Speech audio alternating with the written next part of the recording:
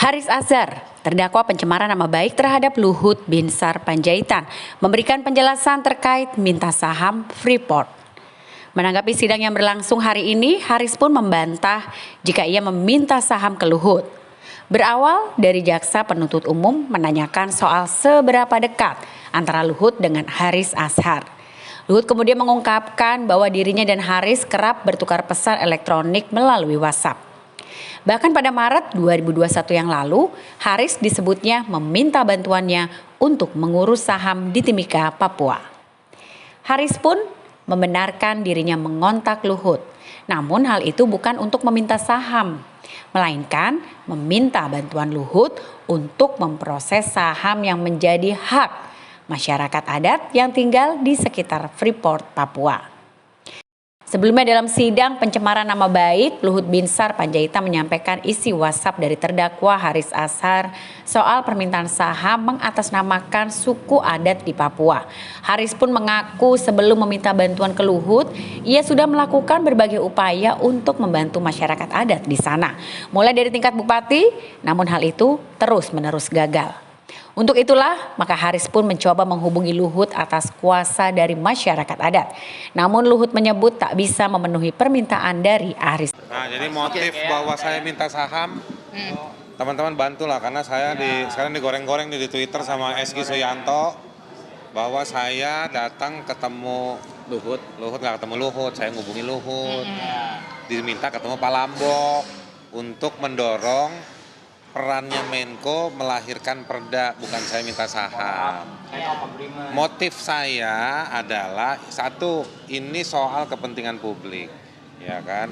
Baca Undang-Undang Keuangan Negara, baca Undang-Undang Perbendaharaan Negara, yang namanya aset emas dalam bumi itu punya negara.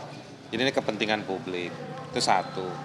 Yang kedua, lokasinya adalah lokasi yang mana saya pernah jadi ketua tim investigasi pembunuhan pendeta Jeremia.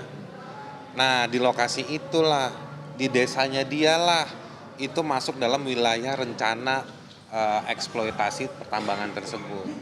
Jadi, sejauh yang saya pahami, sejauh yang kata orang saya sehat, dan karena saya sehat saya maka berpikir, sejauh yang saya berpikir, itu sah kita mempermasalahkan. Jadi kalau saya dituduh punya masalah pribadi, nuduh itu segala macam, punya kepentingan di belakang ini, ada siapa, yang tadi juga nggak disebutin siapa orangnya, siapa pihaknya, saya justru yang keberatan. Justru itu saya menganggap justru itu fitnah yang banyak muncul di persidangan ini. Dituduh minta saham, dituduh ada bicara orang penjahat, main di belakang, ada orang bicara di belakang, ada kepentingan orang di belakangnya. Jadi sebetulnya ini yang difitnah sebetulnya siapa? Dan kita sama-sama tahu dalam praktek hukum di Indonesia banyak fitnah dibungkus dengan pasal-pasal hukum. Banyak fitnah yang dilancarkan melalui institusi-institusi negara. Gitu.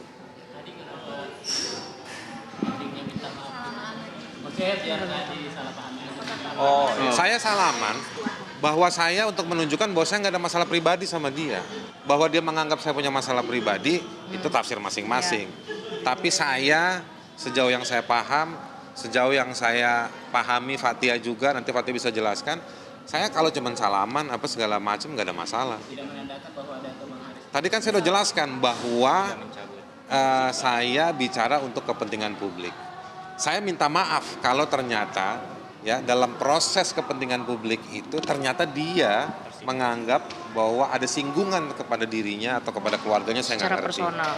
Tapi sejauh yang saya baca laporan teman-teman, sejauh yang saya tonton ulang-ulang tuh video saya, kita nggak pernah bicara pribadinya, kita nggak bicara soal personalitinya, apalagi ngomong keluarganya.